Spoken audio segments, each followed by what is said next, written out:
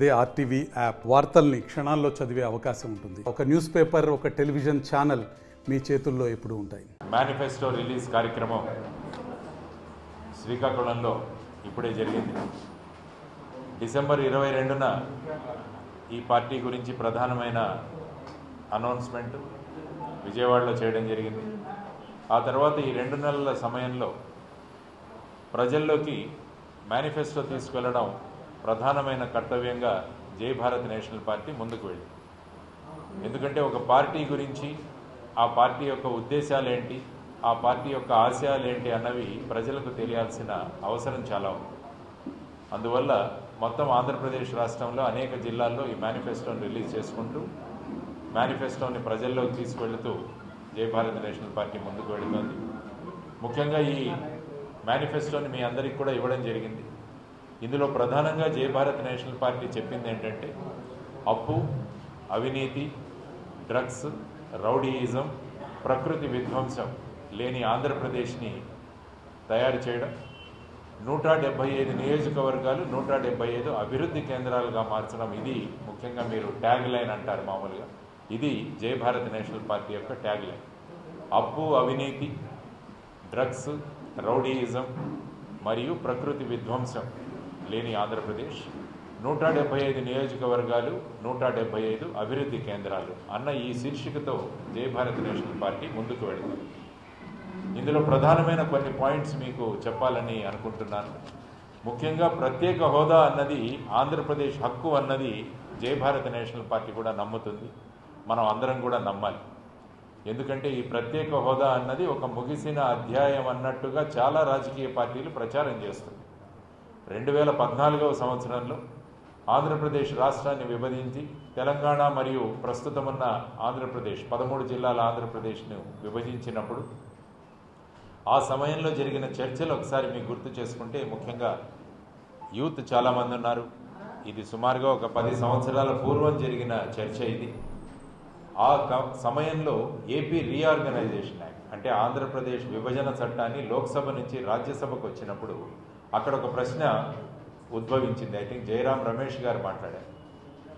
ఈ ఆంధ్రప్రదేశ్ రాష్ట్రంలో హైదరాబాద్ అనేది ముఖ్య ఆదాయం ఉన్న హైదరాబాద్ తెలంగాణకు వెళ్ళిపోతుండడం వల్ల ఆంధ్రప్రదేశ్కి ప్రత్యేక హోదా ఇవ్వాలి అన్నది వాళ్ళు సూచించిన ఆ విషయంలో అప్పటి ప్రధాని డాక్టర్ మన్మోహన్ సింగ్ గారు ఏమన్నారంటే, 5 సంవత్సరాలు మేము ప్రత్యేక హోదా ఇస్తామంటే, అప్పుడు అపోజిషన్లో ప్రతిపక్షంలో ఉన్న భారతీయ జనతా పార్టీ ఏమనిందంటే, 5 సంవత్సరాలు సరిపోదు, ఈ రాష్ట్రం అభివృద్ధి చెందాలంటే 10 సంవత్సరాలకు ప్రత్యేక హోదా కావాలి అన్నది ఆ రోజు చర్చ జరిగింది.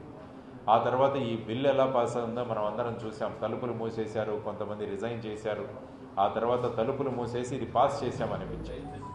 కానీ యాక్చువల్గా మీరు చూస్తే ఈ చట్టం బయటకు వచ్చిన తర్వాత అందులో ప్రత్యేక హోదా గురించి ఎక్కడా ఉల్లేఖించరు.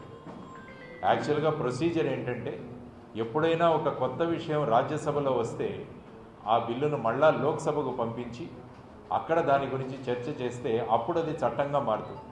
కానీ రాజ్యసభలో చేసిన ఈ డిస్కషన్ ఏదైతే ఉందో దాన్ని లోక్సభకు పంపించకుండా ఈ చట్టాన్ని ప్రత్యేక హోదా గురించి ఎక్కడా ఉల్లేఖించకుండా బయటికి తెచ్చిన చట్టం. ఆ తర్వాత ఎలక్షన్లో అన్ని పార్టీలు ప్రత్యేక హోదా తీసుకొస్తామని చెప్పేసి వాళ్ళ మేనిఫెస్టోలో ప్రకటించారు. కానీ ఆ తర్వాత ప్రత్యేక హోదా రాలేదు. తర్వాత 2014 నుంచి 19 వరకు వచ్చిన తెలుగుదేశం, భారతీయ జనతా మరియు జనసేన ప్రభుత్వం ప్రత్యేక హోదా కావాలని మొదట అన్నారు. ఆ తర్వాత ప్రత్యేక ప్యాకేజ్ సరిపోతుందన్నారు. ఆ తర్వాత మళ్ళా యూటర్న్ తీసుకొని ప్రత్యేక హోదానే కావాలని చెప్పేసి ప్రతిపక్షంలో ఉన్న వైఎస్ఆర్సీపీ తర్వాత తెలుగుదేశం వీరిద్దరూ కూడా కేంద్ర ప్రభుత్వం మీద అవిశ్వాస తీర్మానాన్ని ప్రవేశపెట్టారు. కానీ తెలుసు నెంబర్లు లేవు మన దగ్గర. అయినా అవిశ్వాస తీర్మానం 2019 ఎలక్షన్లు దృష్టిలో ఉంచుకొని అప్పుడు పెట్టడం జరిగింది. ఈ అవిశ్వాస తీర్మానం వీగిపోయింది. మళ్ళా 2019 ఎలక్షన్లు వచ్చాయి. ఆ ఎలక్షన్లో కూడా అన్ని పార్టీలు ప్రత్యేక హోదా ఇస్తామని చెప్పేసి మళ్ళా బ్యానర్ పెట్టారు. ప్రస్తుత ముఖ్యమంత్రి గారు అప్పుడు అపోజిషన్ లీడరు ఆయన ప్రచారం చేస్తున్నప్పుడు ఏమన్నారంటే ప్రజలతో, మీరు 25 మంది ఎంపీలను మాకు ఇవ్వండి, మేము కేంద్రం తలలు మెడలు వంచి మేము ప్రత్యేక హోదా తీసుకొస్తామని చెప్పారు. అది నమ్మి సుమారుగా 22 మంది ఎంపీలను ప్రజలు ఇచ్చారు వైఎస్ఆర్సీపీ పార్టీ. ఆ తరువాత కేంద్రంలో బీజేపీ ప్రభుత్వం ఏర్పడింది, ఇక్కడ వైఎస్ఆర్సీపీ ప్రభుత్వం ఏర్పడింది. ముఖ్యమంత్రి గారు ప్రధానమంత్రి గారిని కలిసి వచ్చిన తర్వాత ఆయన మొదటిసారిగా ఏమన్నారంటే, భారతీయ జనతా పార్టీకి వాళ్లకు మెజారిటీ సీట్లు వచ్చాయి, వాళ్లకు 250 సీట్లు వచ్చింటే ఖచ్చితంగా మనం ప్రత్యేక హోదాను అడిగేవాళ్ళం. కానీ ఇప్పుడు వాళ్ళని అడగలేని పరిస్థితి. అందువల్ల నేను వచ్చినప్పుడంతా కూడా రిక్వెస్ట్ చేస్తాను, సార్ మాకు ప్రత్యేక హోదా ఇవ్వండి అని వారు ఇంటర్వ్యూలో చెప్పడం జరిగింది. సో ఆ విధంగా 2014 నుంచి 19 మనకు ప్రత్యేక హోదా రాలేదు. ఆ తరువాత కేంద్రంలో వారికి మెజారిటీ ఉంది కాబట్టి ప్రత్యేక హోదా మనం విన్నపం చేసుకోవాలి, కానీ వాళ్ళను డిమాండ్ చేయాలన్న స్థాయిలో వీరు నిర్ణయించారు. ఇప్పటికీ అంటున్నారు ప్రత్యేక హోదా చట్టంలో ఉంటే కోర్టుకు వెళ్ళి ప్రత్యేక హోదా తీసుకురాగలమని మొన్న అసెంబ్లీలో మాట్లాడడం జరిగింది. కానీ నేనేమడుగుతున్నానంటే, జై భారత్ నేషనల్ పార్టీ తరఫున 2019 తర్వాత మనకు 4 అవకాశాలు వచ్చాయి ప్రత్యేక హోదా తెచ్చుకోవడానికి. మొదటి అవకాశం 2019వ సంవత్సరంలో citizenship amendment bill CAA bill ప్రవేశపెట్టినప్పుడు దాని మీద ఓటింగ్ జరిగితే ఆ సమయంలో గనక మన ప్రతినిధులు, మన ఎంపీలందరూ కూడా మాకు ప్రత్యేక హోదా ఇస్తే తప్ప ఈ బిల్లును సమర్థించమని చెప్పింటే అప్పుడు మనకు ప్రత్యేక హోదా వచ్చింది. ఆ తరువాత 2021వ సంవత్సరంలో రాష్ట్రపతి ఎన్నిక, రాష్ట్రపతి అభ్యర్థిగా ఎన్డీఏ ద్రౌపది ముర్ము గారిని ప్రకటించారు. చూడండి మన ఎంపీలు ఎలా ఉన్నారంటే, ఇంకా వాళ్ళు ప్రకటించలేదు, ద్రౌపది ముర్ము కూడా కంప్లీట్ చేయలేదు, వెంటనే మన వాళ్ళందరి చేతులు ఎత్తేసారు మేము సపోర్ట్ చేస్తాము. వాళ్ళు అడగలేదు సపోర్ట్ చేయమని, వాళ్ళు అడగక ముందే, పేరు ప్రకటించక ముందే ఇద్దరూ సపోర్ట్ చేస్తామన్నారు. ద్రౌపది ముర్ము గారు విజయవాడకు వచ్చి వాళ్ళు మాట్లాడిన ఒక వీడియో చూడండి. అందులో ఏమన్నారంటే, భారతదేశంలో నా అభ్యర్థిత్వం ప్రకటించగానే మొట్టమొదటిసారిగా నాకు అడగకుండానే మద్దతు ప్రకటించిన 2 పార్టీలు వైఎస్ఆర్సీపీ పార్టీ మరియు తెలుగుదేశం పార్టీ అని ఆవిడ స్వయంగా చెప్పారు. ఆ సమయంలో గనక మిమ్మల్ని గెలిపించాలంటే మాకు ప్రత్యేక హోదా ఇవ్వండి అని 2 పార్టీలు పట్టుబడి ఉంటే మనకు ప్రత్యేక హోదా వచ్చేది. అది జరగలేదు. ఆ తర్వాత ఉపరాష్ట్రపతి ఎన్నిక జరిగింది, అప్పుడు కూడా ఏమీ చేయలేదు. మొన్నటికి మొన్న ఆగస్టు నెలలో ఢిల్లీలో ఉన్న ఆప్ ప్రభుత్వానికి అక్కడున్న లెఫ్టినెంట్ గవర్నర్కి గొడవ జరిగింది. లెఫ్టినెంట్ గవర్నర్ గారు ఏమంటారంటే, నేను ఎవరినైనా అపాయింట్మెంట్ చేయొచ్చు సివిల్ సర్వెంట్స్ అని. అప్పుడు ప్రభుత్వం సుప్రీంకోర్టుకు వెళ్తే సుప్రీంకోర్టు ఏమన్నదంటే, లెఫ్టినెంట్ గవర్నర్కి ఎటువంటి అధికారాలు లేవు, అది కేవలం ప్రభుత్వం మాత్రం చేయగలదంటే అప్పుడు కేంద్ర ప్రభుత్వం ఒక కొత్త బిల్లును తీసుకొచ్చింది. ఆ బిల్లు కూడా చర్చకు వచ్చినప్పుడు అప్పుడు కూడా మనకు అవకాశం ఉండేది, మాకు ప్రత్యేక హోదా ఇస్తే తప్ప ఈ బిల్లును సమర్థించము అని ఉంటే అప్పుడు కూడా మనకు ప్రత్యేక హోదా వచ్చేది. 4 సార్లు మనం అవకాశాన్ని కోల్పోయి మళ్ళా ఇప్పుడు ప్రత్యేక హోదా తెస్తామని ప్రతి వాళ్ళు వాళ్ళ మేనిఫెస్టోలో పెడుతున్నారు. మరి 10 సంవత్సరాలు ఏం చేశారని జై భారత్ నేషనల్ పార్టీ అడుగుతోంది. అది కూడా మన మేనిఫెస్టోలో ప్రధానంగా పెట్టాం. కేంద్రంలో మీరు ఒక్కసారి పార్లమెంటులో కేంద్ర ప్రభుత్వం ఇచ్చిన రిప్లై ఒకసారి చూస్తే వాళ్ళు ఏమన్నారంటే, 14వ ఆర్థిక సంఘం 14th ఫైనాన్స్ కమిషన్ ఏం చెప్పిందంటే, ఇంకా ఏ రాష్ట్రానికి ప్రత్యేక హోదా ఇవ్వాల్సిన అవసరం లేదని వీళ్ళు రికమెండేషన్ చేశారు కాబట్టి మేము ఇవ్వలేకపోతున్నామని చెప్పారు. కానీ ఇందులో ఏమాత్రం తథ్యం లేదు. 15వ finance commission chairman NK Singh గారు ఒక పుస్తకం రాశారు. ఆ పుస్తకం పేరు పోర్ట్రేట్స్ ఆఫ్ పవర్. ఆ పుస్తకంలో 228వ పేజీలో ఆయన ఏం చెప్పారంటే, 14వ ఆర్థిక సంఘం ఎక్కడా కూడా ప్రత్యేక హోదా ఇవ్వకూడదు అని బ్యాన్ విధించలేదు.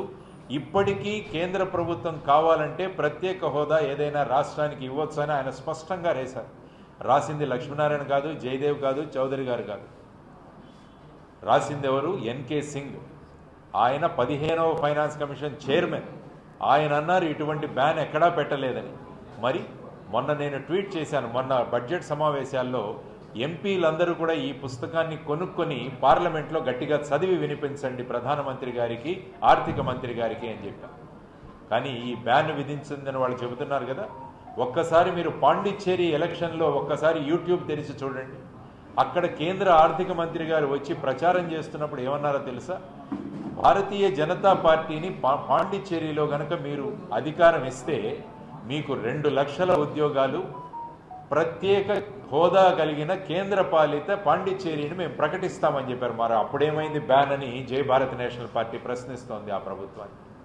సో ఈ విధంగా మనల్ని అమాయకులు చేసి స్వప్రయోజనాల కోసం మనల్ని వాడుకొని ఈ ప్రత్యేక హోదా విభజన హామీలను ఏమాత్రం నెరవేర్చకుండా ఈ రాష్ట్రాన్ని సుమారుగా 10-11 లక్షల కోట్ల అప్పులు చేసే విధంగా ఈ రాష్ట్రాన్ని చేసినందుకు కాబట్టి మళ్ళా ప్రత్యేక హోదా అన్నది తీసుకురావాలి, అది ప్రధానమైన శీర్షిక.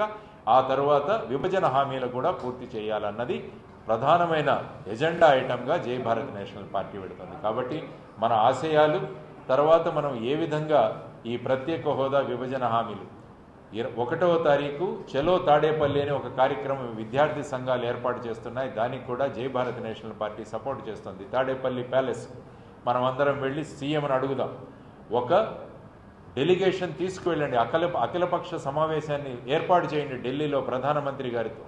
మీరు ఎందుకు ప్రత్యేక హోదా ఇవ్వట్లేదని మనం అందరం అడుగుదాం. ఎలాగైతే రైతులు సింగు బార్డర్లో కూర్చున్నామో మనం అంతా వెళ్ళి అక్కడ కూర్చుందాం. ప్రత్యేక హోదా ఇచ్చే వరకు మేము లేవమని మనం అందరం కలిసి కనుక వెళ్ళగలిగితే, తమిళనాడులో జల్లికట్టు ఎలా జరిగిందో మీరు చూశారు. జల్లికట్టును మళ్ళా తీసుకురాగలిగారు. రైతులు అక్కడ సింగు బార్డర్లో కూర్చొని 3 వ్యవసాయ చట్టాలను వెనక్కి పంపగలిగారు. ఆ తర్వాత బంగ్లాదేశ్ లాంటి దేశంలో భాషా ఉద్యమం జరిగి అక్కడ బెంగాలీని ప్రభుత్వ భాషగా తీసుకురాగలిగారు. ఇటువంటి ప్రజా ఉద్యమాలు మన ముందు ఉదాహరణలుగా ఉన్నప్పుడు మనం ఎందుకు చేయకూడదని ముఖ్యమంత్రి గారిని మేము ప్రశ్నించబోతున్నాం 1వ తారీఖు. కాబట్టి జై భారత్ నేషనల్ పార్టీ ప్రధానంగా ప్రత్యేక హోదా మరియు విభజన హామీలను పూర్తి చేయాలని చెప్పి ఈ ఎన్నికల లోపలే మనం ప్రత్యేక హోదా తీసుకురావాలని చెబుతున్నాం. ఎందుకంటే మళ్ళా మేనిఫెస్టోలో పెట్టి వీళ్ళందరూ సిద్ధం అంటారు, కదలి రండి అంటారు, మేము సిద్ధం అంటారు. దేనికి సిద్ధం? పొత్తులకు సిద్ధమా, ప్రత్యేక హోదా తీసుకురావడానికి సిద్ధమా అని జై భారత్ నేషనల్ పార్టీ అన్ని పార్టీలను ప్రశ్నిస్తోందని ఇక్కడ శ్రీకాకుళంలో చెప్తున్నాను. ఎందుకంటే ఉద్యమాలకు గడ్డ శ్రీకాకుళం కాబట్టి అటువంటి ప్రాంతం నుంచి మళ్ళా ప్రభుత్వాన్ని ప్రశ్నిస్తున్నాం. అన్ని పార్టీలను మేము అడుగుతున్నాం, ప్రత్యేక హోదా గురించి మీరు ఏం చేశామని మీరు ఈరోజు చెప్పండి. ఈరోజు తాడేపల్లి గూడెంలో తెలుగుదేశం జనసేన ఇద్దరు కలిసి పార్టీ మీటింగ్ ఉంది. ఆ మీటింగ్లో 2 నేతలను ప్రకటించమనండి, ప్రత్యేక హోదా కోసం మేమేం చేశామని చెప్పండి ప్రజలకు. సో ఆ విధంగా మాట్లాడాలని ప్రత్యేక పార్టీలను కోరుతున్నాము. ఆ విధంగా ఆ కార్యాచరణతో జై భారత్ నేషనల్ పార్టీ ముందుకు వెళుతుంది. మరిన్ని వీడియోస్ కోసం ఛానల్ ని సబ్స్క్రైబ్ చేయండి, లేటెస్ట్ అప్డేట్స్ కోసం వాట్సాప్ ఛానల్ ని ఫాలో చేయండి అండ్ లింక్ డిస్క్రిప్షన్ లో ఉంది.